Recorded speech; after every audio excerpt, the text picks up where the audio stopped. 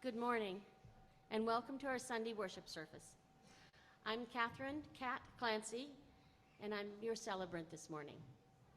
I joined the church in, I believe, the fall of 2017, and it's one of my happy places. I'd like to extend a very special welcome to all of those who are joining us for the first time. We are very glad you are here. If you've come in person, you should have received a welcome packet with an information card in it. If you fill that out and drop it in the offering basket, we will be in touch to support you in finding your way into our community. If you are joining us online, there's a link on the website to an electronic version of the same card. Our welcoming committee members have yellow name tags and can answer any questions or point you toward additional information. Whether you are new or not, please consider staying for coffee and conversation after the service, either downstairs in our fellowship hall or in our Zoom room. If you're here in person, we have snacks. If you're here in person, we have snacks and birthday cake this morning. And now let's say our words of welcome together. Whether this is your first or your 1000th Sunday with us, and whether you strolled, rolled, zoomed, ran, or danced in, we are glad you chose to join us. We are one people of many origins, identities, sexualities, and genders. All are welcome here. Now we'll take a moment to say hello across the technical divide. First, we're going to show the people joining us on Zoom. If you are at home, please turn on your camera. And now people at home, wave. And now people attending service here in the building, it's your turn to wave. And we do have a few announcements. This evening, starting at 5 p.m., Reverend Elizabeth and Belinda Rhodes will be hosting our first SOUP, Sharing Observations, Understandings, and Perceptions, at the center on the U of I campus. We're hoping to relaunch our campus ministry. So if you know any students who might be interested in free food and good conversation, please let them know. They'd be more than welcome to join us.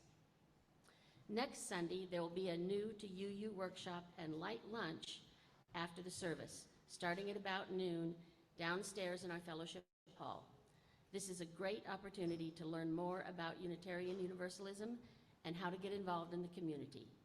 We serve a light lunch, and childcare is available, but you need to let the church office know by Friday if you're going to need childcare. And now we have an announcement about Family Promise. So we will be hosting Family Promise again on September 24th through the 30th. Currently, there's no families in the shelter program, but this could change at any moment, so Nancy and I are still requesting volunteers for the week. And since we'll need to be prepared in case families join us. And if you don't receive the sign-up email, then just reach out to Nancy or myself and we'll get you on there. And now an announcement about the service auction. You can take it.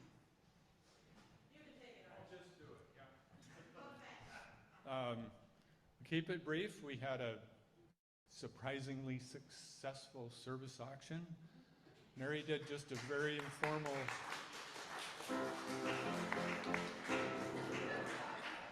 So just sorting through the list, we're pretty sure we capped 10,000, maybe 11. So even though it seemed like things weren't as many or as, at any rate, we're really pleased with that. We have about a dozen or so events, dinners and that sort of thing that didn't fill up, and so those lists are downstairs if you want to add on to anything, or if you weren't able to make it. If you have or remember your bid number, put it down, but we'll look you up in the directory or track you down if you just sign your name and add that. And also there's some tiles available from the Yellow House at whatever donation you want to make. Thanks everybody, and woohoo!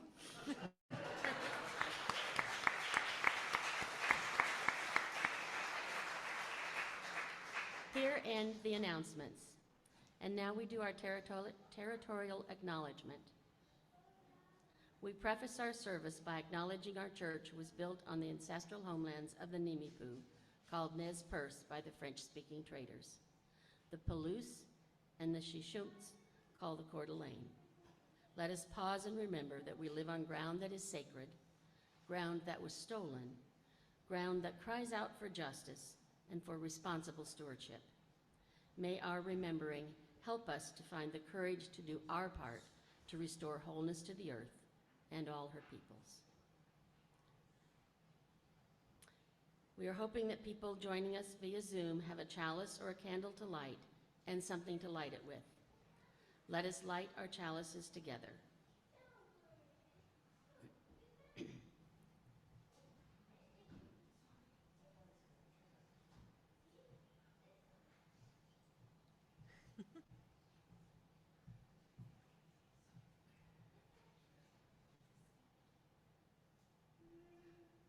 And now let's say our commitment.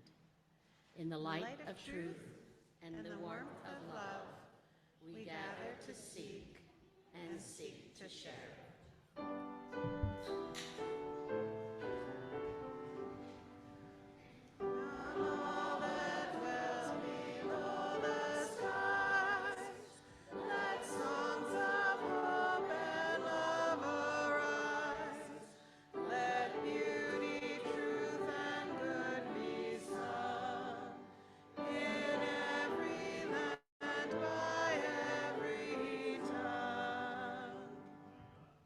Please be seated. Good morning. It is so good to be with you today. Today is Bring a Friend Sunday, so if you brought a friend, thank you. If you are a friend and you're new to our community, truly welcome. Normally I would have been standing at the door to say that to you one-on-one, but I had foot surgery a couple weeks ago, so you'll see me limping around. I need to stay off of it as much as I can. Now, I want to acknowledge that it's not necessarily an easy thing to come into an unfamiliar community, to walk into this building on a Sunday morning. It takes a lot of courage. So please know that what we aspire to here is radical hospitality, which means we don't just want to orient you to how we do things. We want to listen to what you need to feel safe and supported and truly at home, and we're ready to change our ways. You see, this church isn't centered on a particular creed or set of beliefs. We don't all believe the same thing. Many of us don't believe in God even.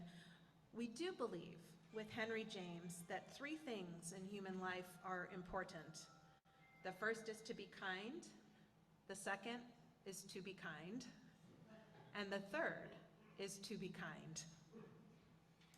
So we're centered in this shared commitment to meet each other and all people with openness, acceptance, and compassion. We envision a world where all people treat themselves and each other with deep respect and reverence. We dream of a world where all children grow up safe and loved, free to become their fullest and most authentic self.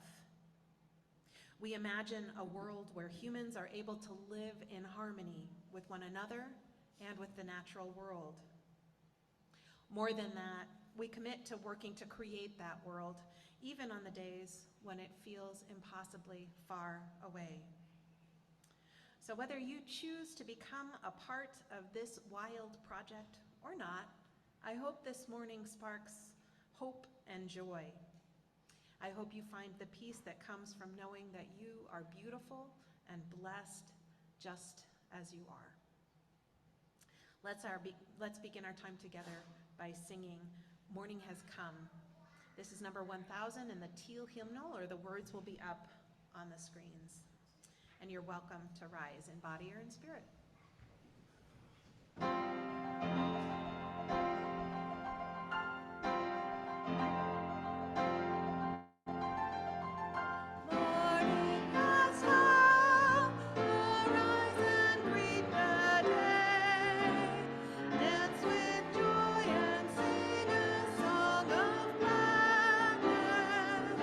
Alive.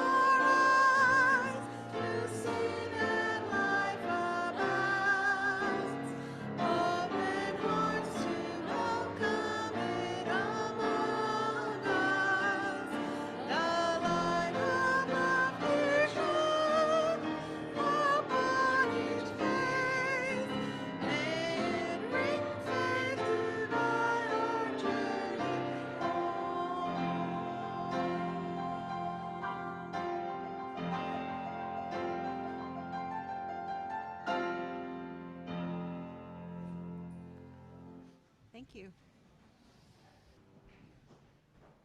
Now let's take a moment to engage in the practice of generosity together. For those of you able to make a financial contribution, the logistics are on your screen. We typically give away all of the cash from our Sunday offering to local charities whose missions align with our values, a program called the Month of Sundays. This month, our donations will go toward keeping our little free pantry stocked, an endeavor that has been more challenging than we anticipated. To donate, please indicate Month of Sundays on your check or from the online drop-down menu. In the spirit of love and for the continuing work of this church, we will now take some time to practice generosity together.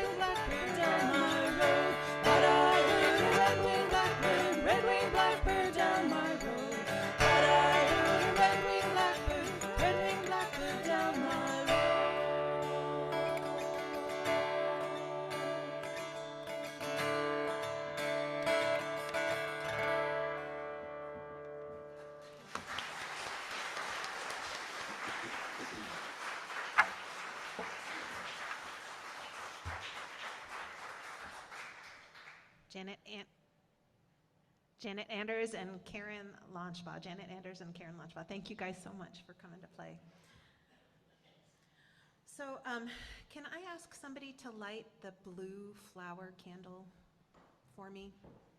This is our candle of broader concern, and we're going to light it today for the people who lost homes, pets, loved ones, or their own lives as a result of the earthquake in Morocco.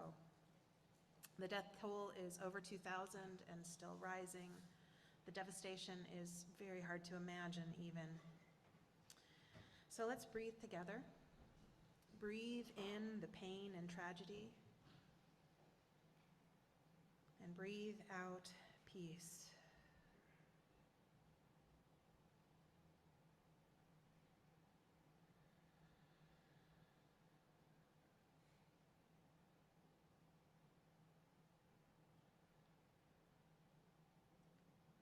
We are all connected, and when we ignore or deny tragedy and trauma, we lose a little bit of our own humanity.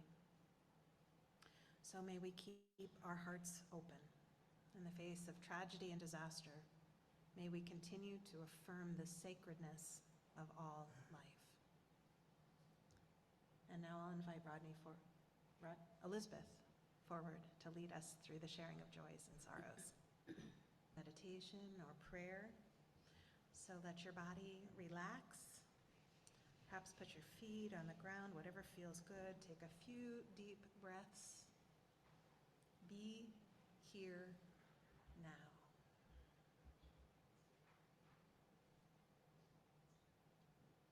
We come to this place seeking sanctuary, longing for beloved community, hoping to reclaim a glimmer of hope, a fragment of peace.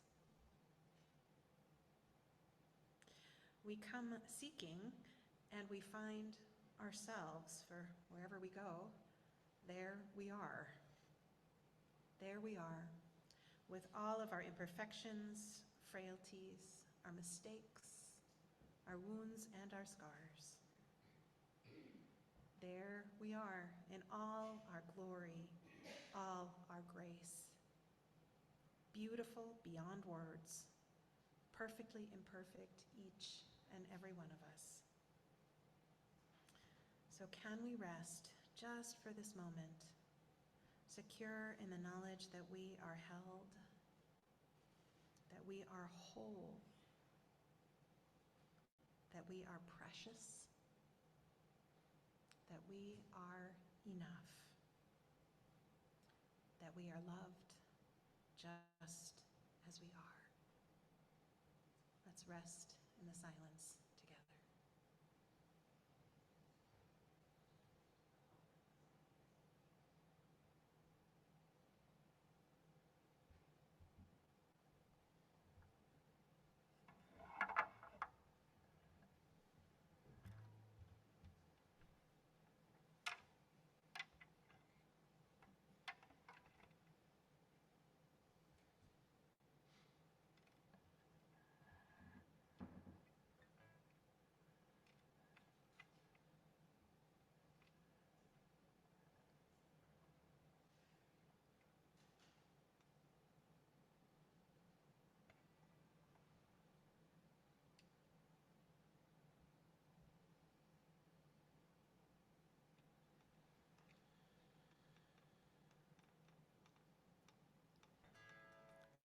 Amen, and blessed be.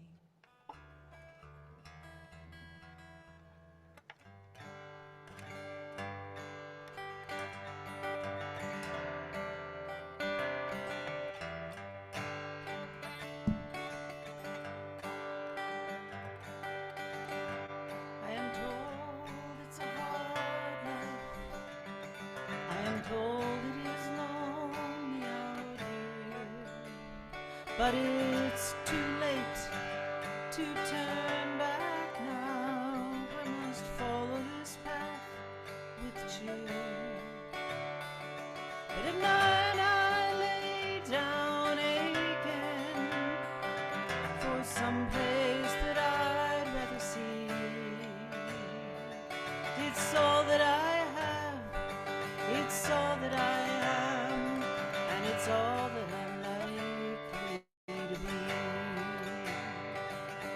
Out of the mountains and south to the desert, I'm trailing the old girl's home.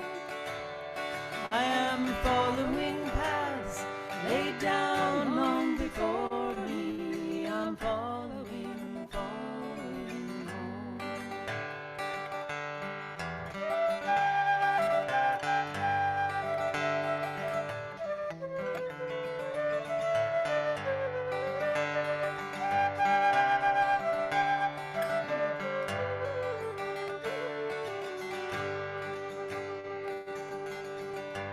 Oh yes, I have a family somewhere. They remember me in their prayers. And when I get this band off this mountain, I'll fall deeply in their care. But I thank God my children have found a better way to live. They have worked hard and they have learned well all that this life has to give. Out of the mountains and south to the desert, I'm trailing the old girl's home. I am following paths laid down long before me. I'm following home.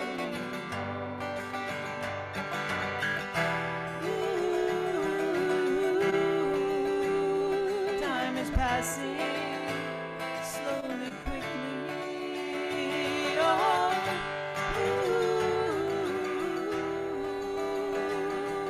I'm following to the future.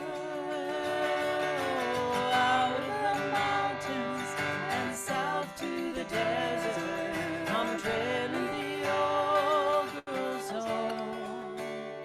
I am following paths laid down long before me. I'm following home.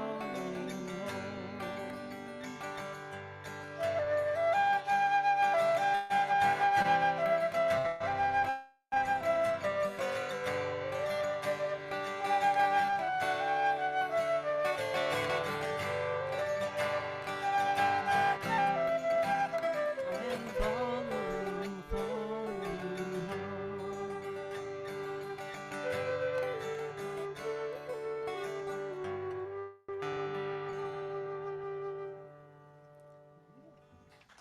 That's actually written by Karen.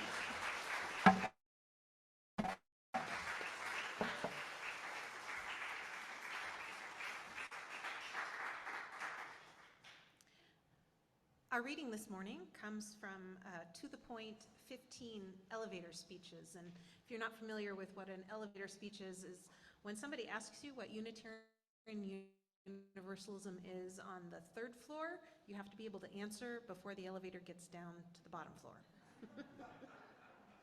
Okay, so this first is by Reverend Chris Schreiner. Our denomination is unique because every Unitarian Universalist has the right to develop a personal philosophy of life without being told what to believe.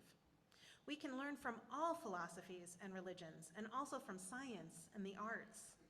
We explore important life issues in a caring community, united by shared values rather than shared theological opinions.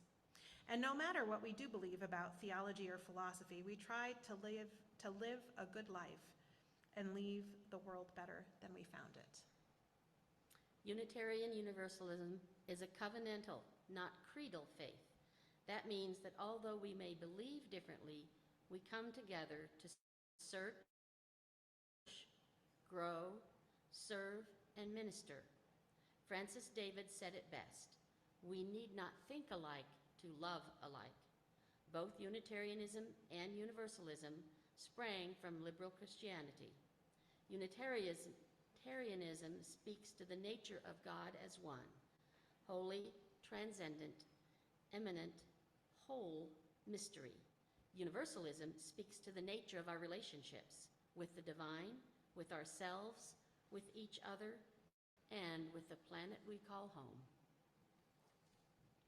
This next one is by Bill Sinkford, the former president of the UUA. The Unitarian side of our family tree tells us that there is only one God, one spirit of life, one power of love. The Universalist side tells us that God is a loving God, condemning none of us and valuing the spark of divinity that is in every human being. So Unitarian Universalism stands for one God, no one left behind. Unitarian Universalism is a non-judgmental religious home that will accept and support you wherever you may be in your life's journey. It is composed of diverse communities operating without a common belief about God, the universe, and death. Instead of creed, we share a spirit and vision of radical inclusivity, individual agency, and social justice. It is a safe space to stand out, stand up, and change your mind, particularly during life's transitions. We embrace personal discovery and growth through learning, engagement, and service. Our only doctrine is love. In our faith, God is not a given, God is a question. God is not defined for us, God is defined by us.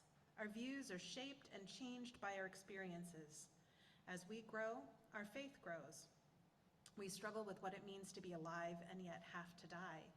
We probe the depths of our own being for little hints of meaning. We create a faith by which we can live and struggle to live up to it.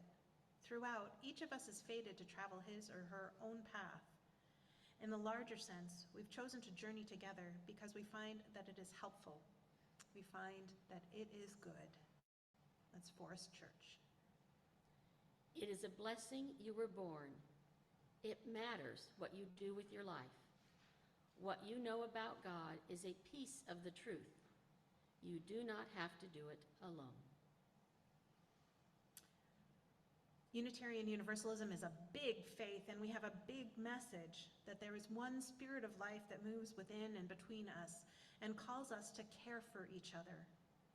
Our faith celebrates the beauty, diversity, and goodness of all creation, all life.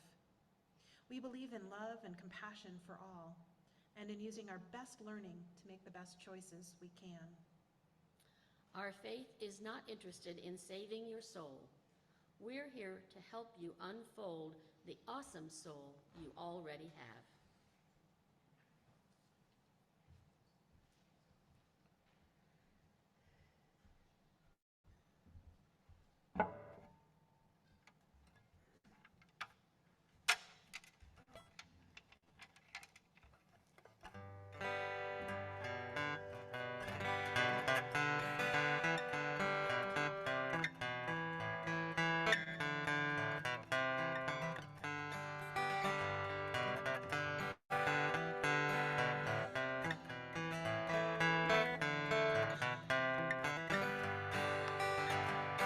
It's a long and dusty road, it's a hard and heavy load. Friends I meet ain't always kind. Some are bad and some are good. Some have done the best they could. Some have tried to ease my troubled mind. I've been wandering through this land, just doing the best I can, trying to find what I was meant to do. And some people that I see look as worried as can be, think that they are a traveler too. And I can't help but wonder where I'm bound, where I'm bound. Can't help but wonder where I'm bound.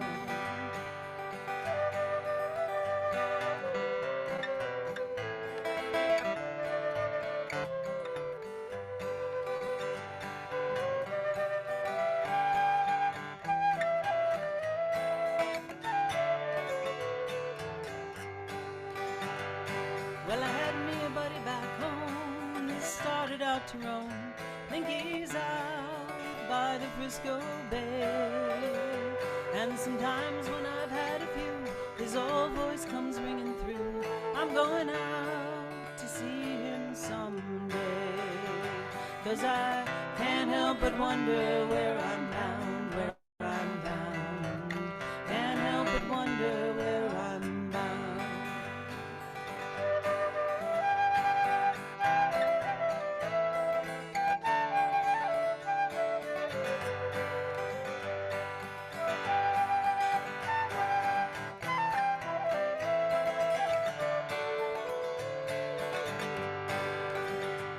If you see me passing by and you sit and you wonder why, wish that you were a traveler too.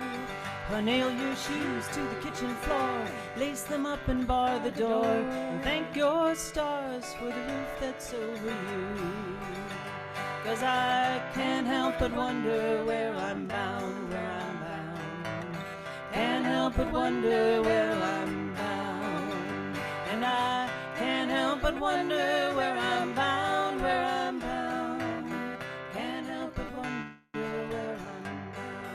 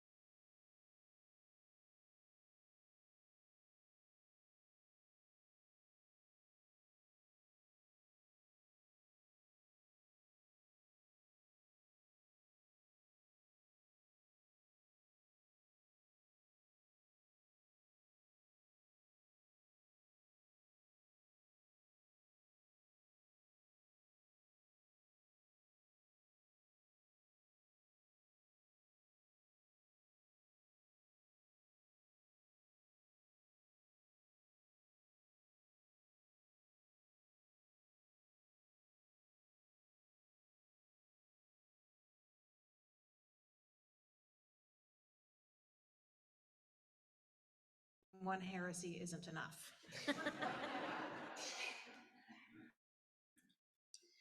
So, theologian and medical doctor Michael Servetus, author of The Errors of the Trinity, was the first person to actually be labeled Unitarian. Also our first martyr, burned at the stake by Calvin in 1553. So for most of history, or the subsequent history, these two theological seeds, the rejection of the Trinity and the belief that people are born good, either hid on the fringes or went deep underground. They surfaced briefly during the Radical Reformation in Europe, but were violently suppressed until they found fertile soil on the east coast of North America in the late 18th and early 19th centuries. Now, breaking away from Calvinist Puritanism, Unitarianism was a Christianity that valued salvation by character. Early American Unitarians embraced a low Christology. They saw Jesus as a teacher and a human being. They strove to emulate him while simultaneously advocating for freedom of religion. Early American Universalists, on the other hand, believed in an all-loving God and felt that the only hell with which they ought to concern themselves were the hells that we create for one another here on earth, human beings for human beings. As a result, many of the most famous Universalists were well known as philanthropists. So the joke goes like this. The Universalists believed God was too good to damn anybody, while the Unitarians believed they were too good to be damned. Then the Transcendentalists came along, Ralph Waldo Emerson, Henry David Thoreau, Theodore Parker. They were all Unitarian ministers. And between their talk of the oversoul and the description of mystical moments in nature, they opened the door to a deism that was centered in personal experience rather than Christianity or the Bible.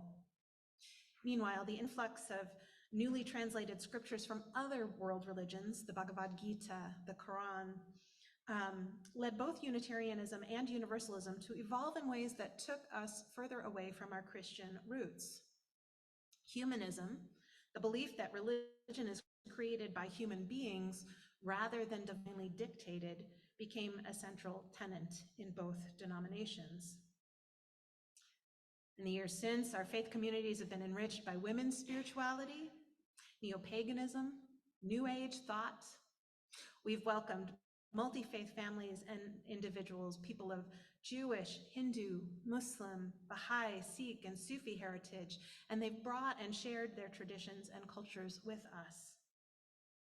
So if embracing humanism meant that we all believed in no more than one God, now we all believe in one God more or less.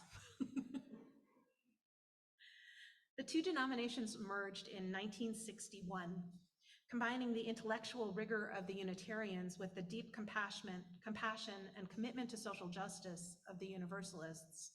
So head, heart, and hands, or as the kids put it, we are the church of the open mind, the helping hands, and the loving heart.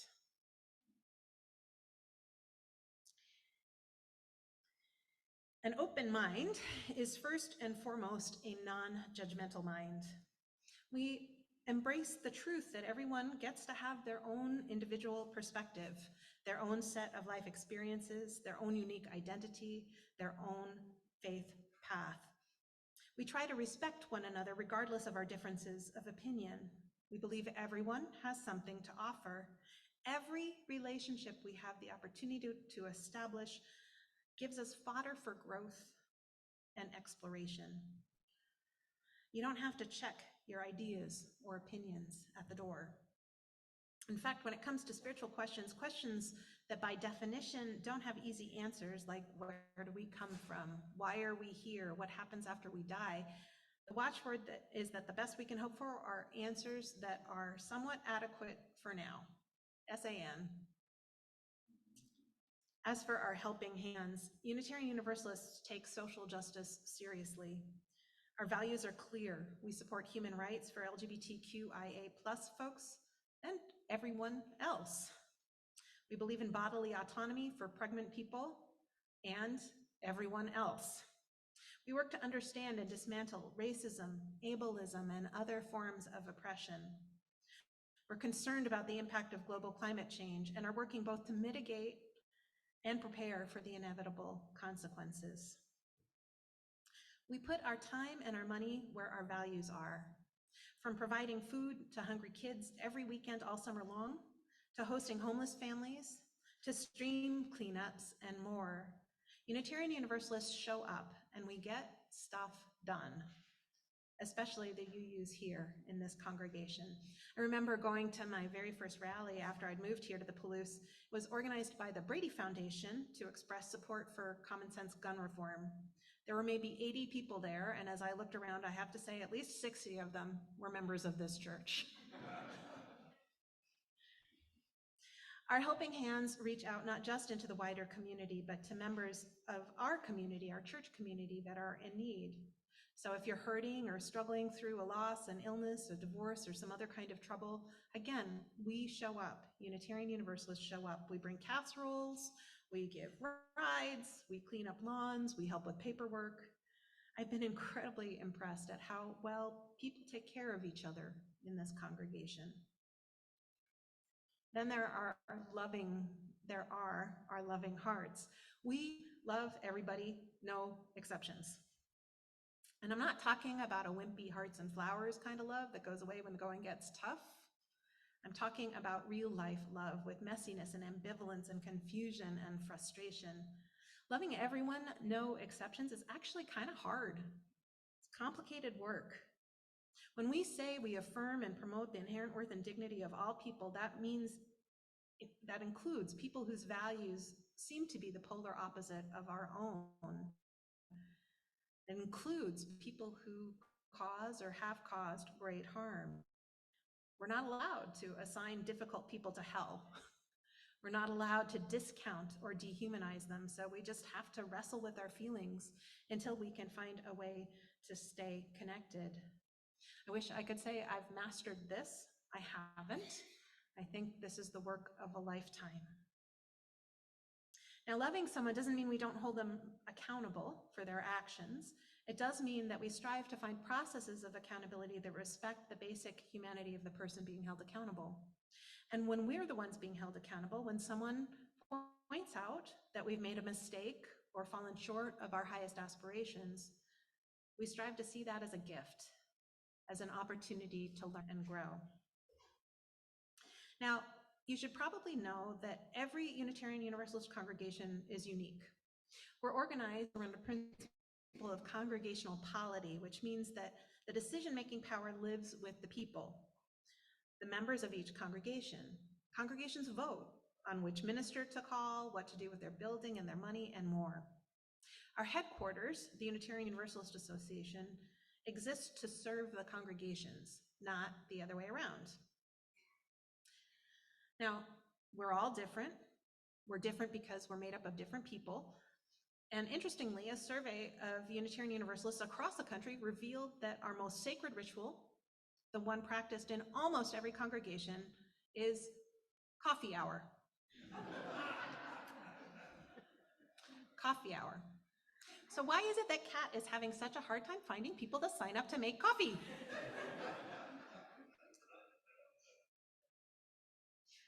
Seriously though, here in the 21st century, we are theologically more diverse than ever. Christian, pagan, atheist, agnostic, theist, Buddhist, Jewish, eclectic, you name it. We have diverse points of view. They say if you put 3 Unitarian Universalists in a room, you'll have at least 4 opinions on just about any subject. We all agree that it's the questions that matter, not the answers each individual finds palatable at a given moment. What holds us together then is our covenant. We don't need to agree on what we believe because we create agreements around how we behave toward one another and out in the world. For the last 38 years, nearly 40 years, that covenant was expressed in our 7 UU principles. We affirm and promote the inherent worth and dignity of every person, justice, equity, and compassion in human relations, acceptance of one another and encouragement to spiritual growth in our congregations, a free and responsible search for truth and meaning, the right of conscience and the use of the democratic process within our congregations and in society at large, the goal of world community with peace, liberty, and justice for all, and respect for the interdependent web of all existence of which we are a part. Quite a mouthful. Luckily, we are a faith that moves, a faith that changes and shifts and evolves. And we're actually in the middle of re-articulating our shared covenant. The new version focuses on the 7 values that you see on our walls. I lost my place. There we go. Transformation, generosity, interdependence, justice, equity, and pluralism. And love is at the center. I'm actually pretty excited about this change. And don't get me wrong, I love the old principles. So they have accompanied me through my entire life. But despite growing up Unitarian Universalist and going through 3 years of seminary, I've been in ministry now for 25 years. I still can't reliably remember them. I need the kids' song as a little mnemonic device. Anyway, so not being able to remember them makes it harder to live them. So I love this new articulation. I think it makes it clearer who we are and where we're going in the world. So here at the UUCP, we're going to spend time this year reflecting on the values, what they mean, the kind of people they call us to be and become. The quilters are going to make beautiful permanent banners like the one we have for love, too, 1 a month. I'm really excited. One of my proudest moments as a mother was when I overheard my grown son having a conversation with a friend of his who had also grown up in this congregation. His friend said, "I went to Sunday school for years and I'm still not sure what Unitarian Universalism is." My son replied, "I don't know. I think it's pretty simple. Just don't be a jerk."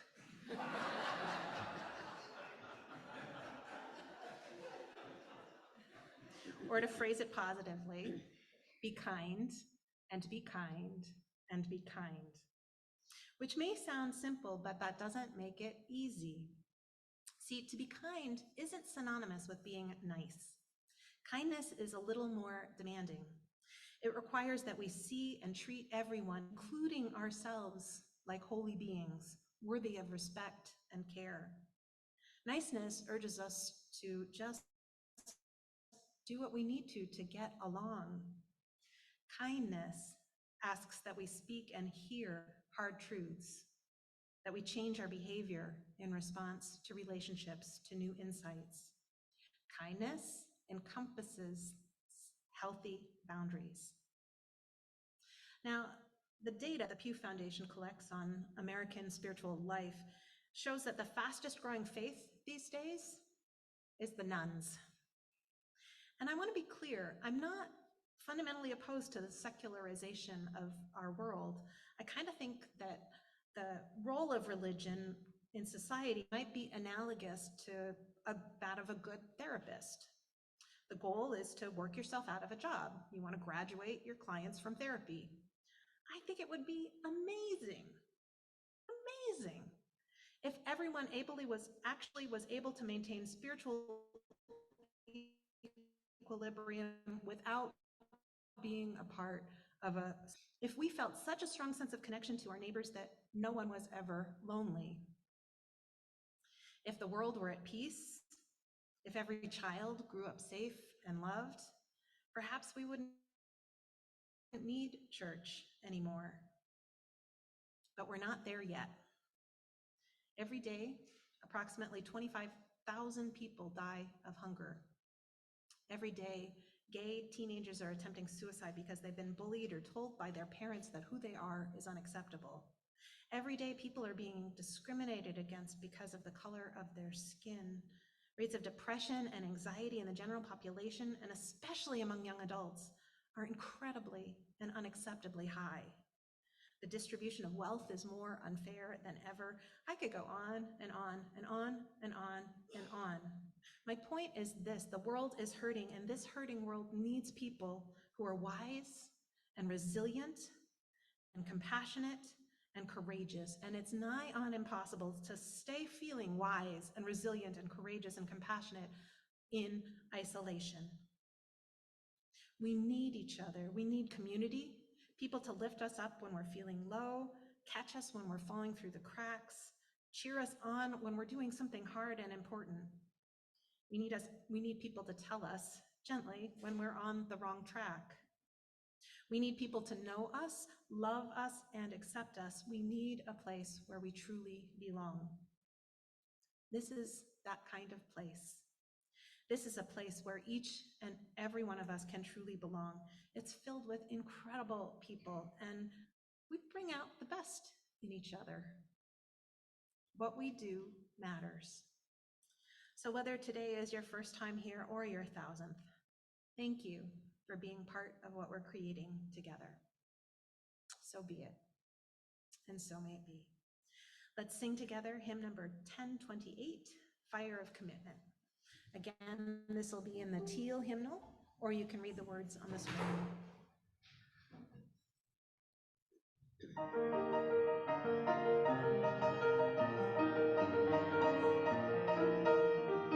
From the light of days, remember, burns a beacon bright and clear, guiding hands and hearts and spirits into faith set free from fear.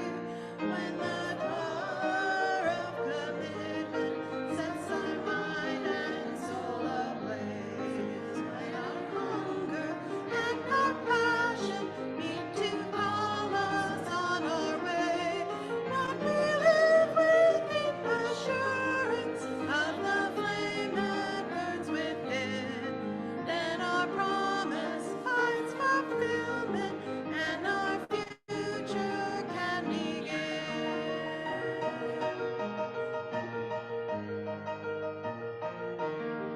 From the stories of our living rings a song both brave and free, calling pilgrims still to witness to the life of liberty.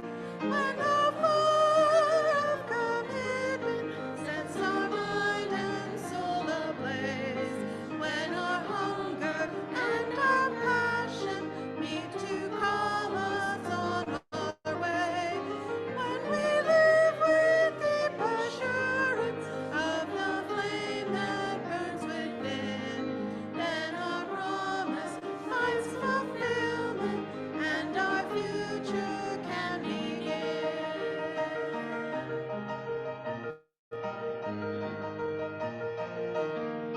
From the dreams of youthful vision comes a new prophetic voice, which demands a deeper justice built by our courageous joy. When the fire of commitment sets our mind and soul ablaze, when our hunger and our passion meets to call us on our way, when we live with deep assurance of the flame that burns within, then our promise finds fulfillment and our future can begin.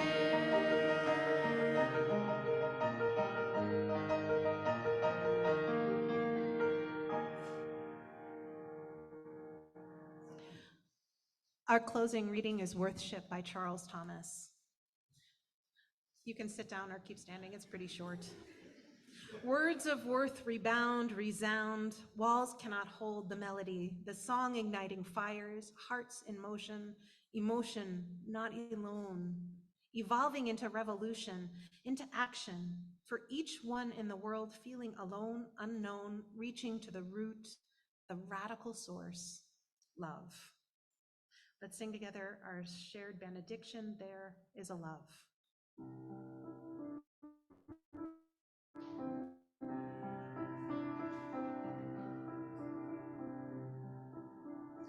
There is a love holding me. There is a love holding all that I love.